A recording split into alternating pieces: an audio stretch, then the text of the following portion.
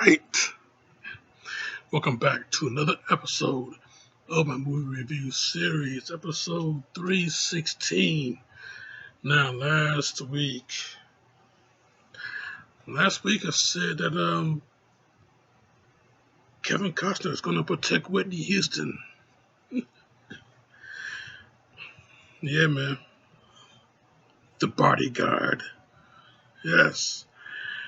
The Bodyguard, 1992. Yeah. Yeah, starring Kevin Costner, the late, great Whitney Houston, Gregory Kemp, Bill Cobbs, Ralph Waite. But yeah, this movie, boy. The strength of this movie is the soundtrack. The soundtrack alone. That is the real strength of this movie. I mean, you can't really talk about The Bodyguard without talking about the soundtrack. I mean, hit after hit. Hell, I remember back in the day when I Will Always Love You was number one on the chart, on the radio countdown list, on the music video countdown list. Number one every single week. Every single week. Number one. Yeah, you hear? I Will Always Love You. I mean, we were anticipating it. Man, I tell you, every single weekend, the weekend countdown shows, you know, BET Video Soul had their Saturday weekend countdown show, and I Will Always Love You was number one. You know, listen to this video show, countdown show, every single Sunday, and I Will Always Love You is number one.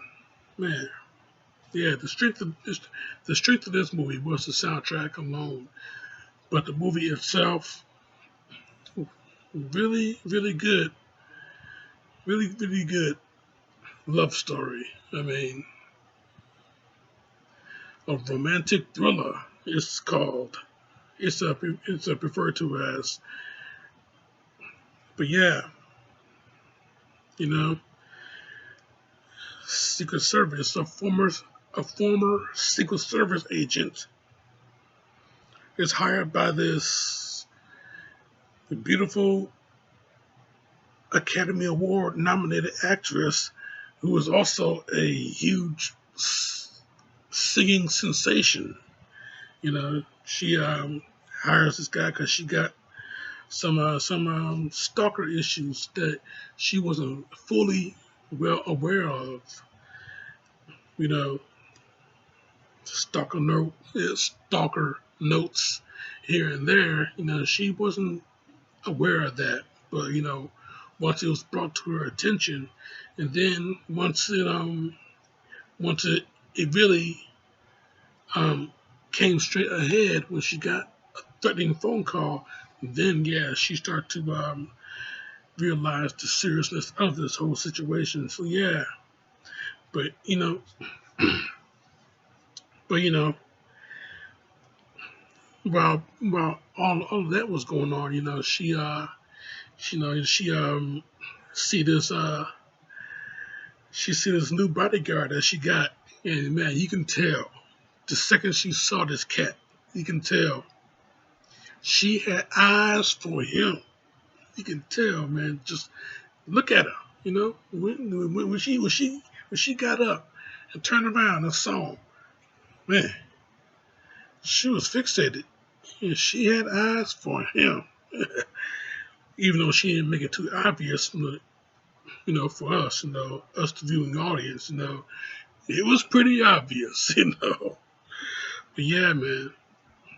Yeah, Kevin Costner, he plays the bodyguard named Frank Farmer, and Whitney Houston plays this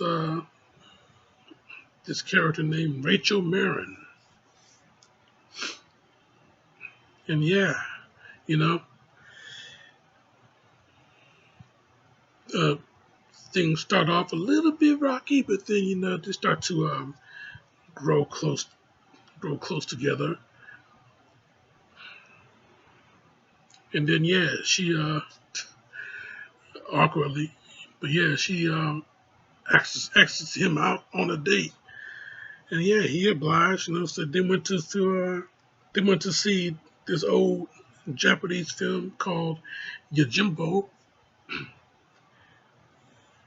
not Yosagi Yojimbo, but Yojimbo. But they went to see this movie because this is Frank's type of movie. Went to this bar because this is Frank type of bar. Places where she would never be recognized. Obviously, one-on-one date between he and her. So fair is fair. But to get to know each other, to get close and everything like that. He takes her back to his place, and then that's where things really got hot and heavy, if you know what I mean. But the next morning, he decided to break off the affair because it goes against his own principle. He can't protect her like this. You know it you know it it would affect his what was it called? What was it called?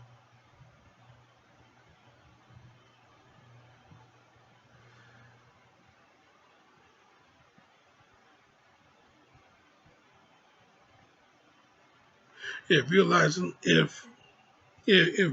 it compromises his ability to protect her, he can't protect her like this. So and so he's very straight laced. He's very straight laced, strict policy stuff like that. I mean, hey, dude used to be a Secret Service agent. He served under President Jimmy Carter for 2 years, Reagan for 4 years. Unfortunately, he was not there when Reagan got shot because he was at his mother's funeral. So, so he worked bodyguard. He worked bodyguard jobs, and working in show business is a whole other different atmosphere for him. But then he runs into a little bit later. He runs into an old Secret Service agent of his named Portman. Portman. Greg Portman.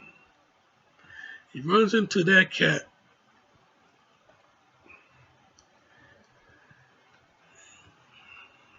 And apparently he's in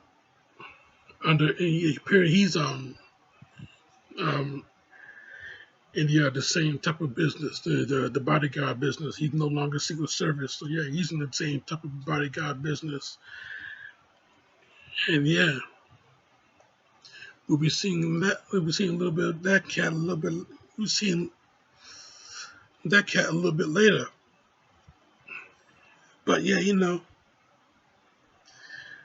this whole thing with Rachel being stalked, with these threatening letters and everything. These letters cut out of magazines, no trace of fingerprints or nothing. So this guy, he's pretty good at his stalking hobby. You should see this guy's locker. I mean, he's obsessed with her. Pictures all over the place. Jesus.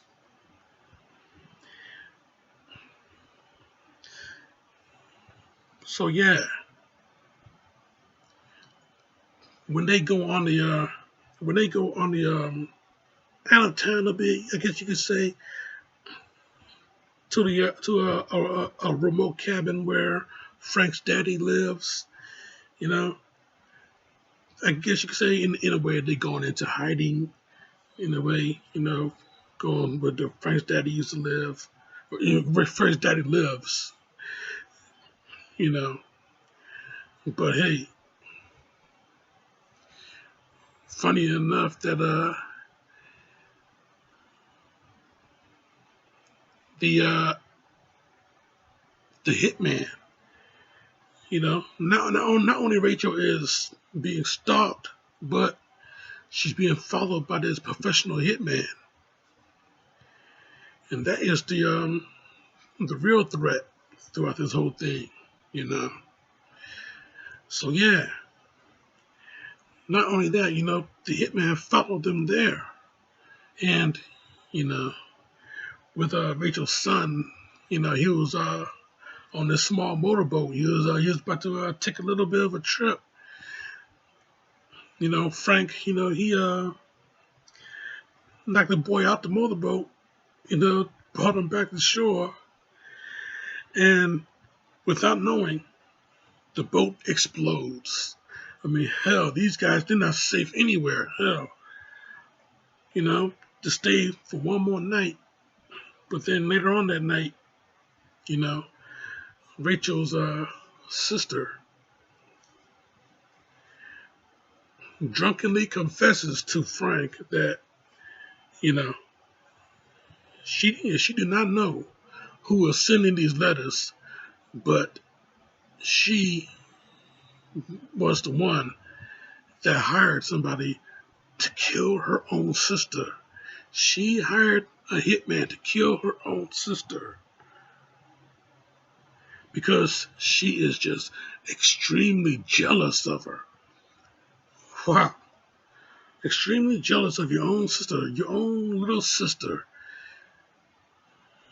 All this attention, all this fame that she's getting, you're resentful of that. So you hire some guy to take her out. Jesus. So much for family support, huh? Man, oh man. Yeah, she wouldn't do anything to hurt her little nephew. She wouldn't do anything to hurt him, but she would get her sister out of the picture in no time flat. Yeah, she paid this cat off, paid in full, and then some. So yeah, he's not going to stop until she's dead. Just like the Terminator, will not stop ever until you are dead.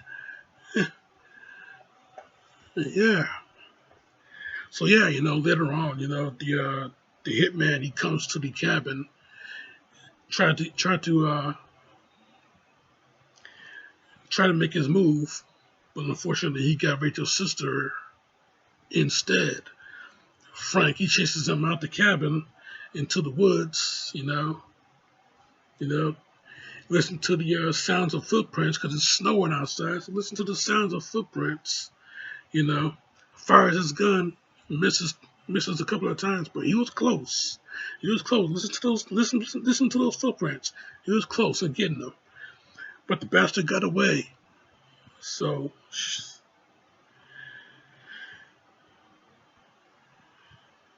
yeah. So yeah, Rachel, she being an Oscar nominee, she attends the party knowing that no one attends the ceremony knowing that it's a very high risk, and that's where Frank learned at the Oscar ceremony. That's where he learned that the hitman is on it. He is gonna make his move there. He's gonna make his move right then and there, in front of all these people. It's a crazy thing, but hey, this guy, he's a little bit brilliant, so yeah. We find out that the hitman is Portman. So yeah, once Rachel gets gets her name called because she won the Academy Award for Best Actress, You know, yeah, Portman, yeah, he got a bead on her, but he don't got a clear shot just yet. But once she got on stage, yeah, that's when he got her. And he was going to take her out, but Frank he bum rushed that stage so fast, and he took that bullet for her, boy. Yeah, he did his job. He did his job. Commotion in the commotion in the crowd and everything like that. But yeah, Frank, yeah, he get his bearings and he takes out Portman with a couple of shots to the face. So yeah, man. Yeah, that was a hell of Academy Awards, huh? Yeah, great now for television.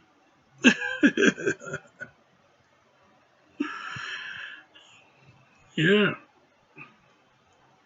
So yeah, he saved Rachel's fine ass and he passes out. you know, yeah, she urged him to stay with her, but yeah, the job is done. But yeah, find out that he recovered from his wounds. You know, they're about to she's about to leave. Knowing that they cannot be together. She's about to leave, but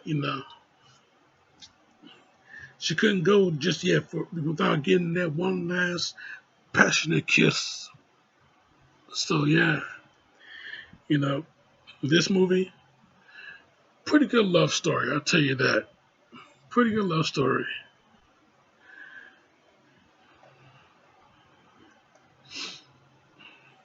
You know, but yeah, this movie though, like I said, yeah, pretty good love story. The soundtrack is the strength of the movie. I mean, hey, Whitney Houston's voice, man. I mean, yeah, say what you want about Whitney Houston. I mean, hell, I'll join you, you know, but still, you cannot deny the fact that this woman holds a high measuring legacy of one of the greatest voices in music history. And you cannot deny the fact that she got one of the hottest soundtracks out there in music history. I mean, you cannot deny that. I mean, yeah, she edged her name in stone, positively and unfortunately negatively. But yeah, we're focused on the positives here because the Bodyguard is a movie that I like, and I'm doing a review on it. So yeah, I'll tell you though, man, this movie there, yeah, a great solid 4 out of 5. Great solid 4 out of 5, man. The Bodyguard. Hell of a picture, man. Hmm. Yeah. And apparently, they're still working on getting a remake out there. And yeah, this will be very interesting, getting an updated remake of The Bodyguard. You know, you have to imagine how they're going to change shit up, due to the fact that today's um, atmosphere in how to stalk a celebrity is a lot more dangerous, a lot more convenient with social media out there. I mean, hell, Twitter, Instagram, TikTok, YouTube. Man, you know, it's a lot more. It's a lot more.